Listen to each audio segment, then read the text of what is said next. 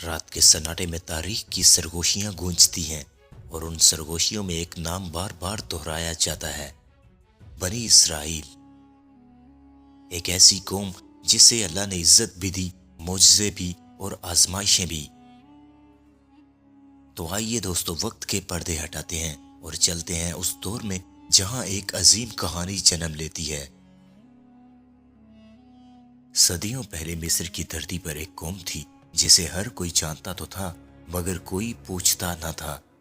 वो थे बनी इसराइल, हजरत याकूब अलैहिस्सलाम की औलाद और हजरत यूसुफ की उम्मत।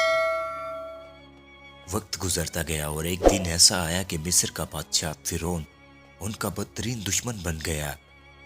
उसने उन मर्दों पर जुल्म किया, उनकी औरतों को बेबस किया और उनके बच्चों को कत्ल कर दिया।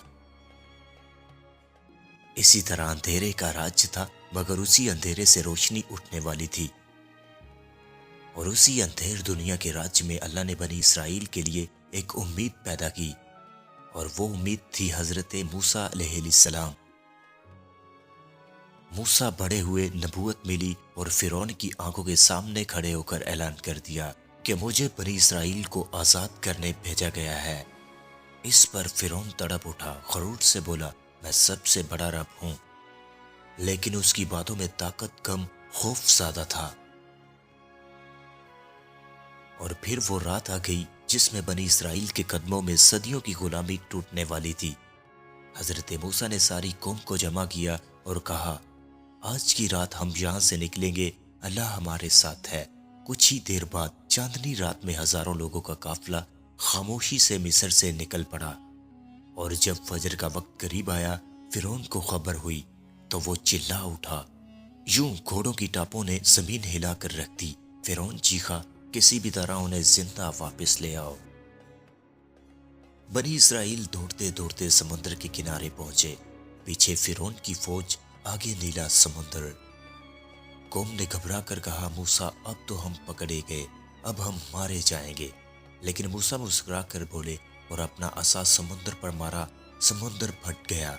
यूं पूरा समुद्र पहाड़ों की तरह खड़ा हो गया और दरमियान में खुश्क रास्ता बन गया। सब लोग हैरान थे, मगर अल्लाह का हुक्म था, चलो। बनी इसराइल तो पार कर गए, लेकिन फिरौन अपने गुरूर में अंधा होकर समुद्र में दाखिल हुआ। पानी का बदलाव हुआ और समुद्र बन गया। फिरौन ने आखिरी लम्हे में चीख कर कहा, मैं ईमान लाता हूं। लेकिन जवाब आया, अब जब वो वक्त खत्म हो चुका है। तो इस तरह से समुद्र ने उसे हमेशा के लिए निगल लिया। फिरौन मर गया, बनी इसराइल आजाद हो गए। लेकिन कहानी यहाँ खत्म नहीं होती। आजादी के बाद आगाज हुआ आजमाइशों का।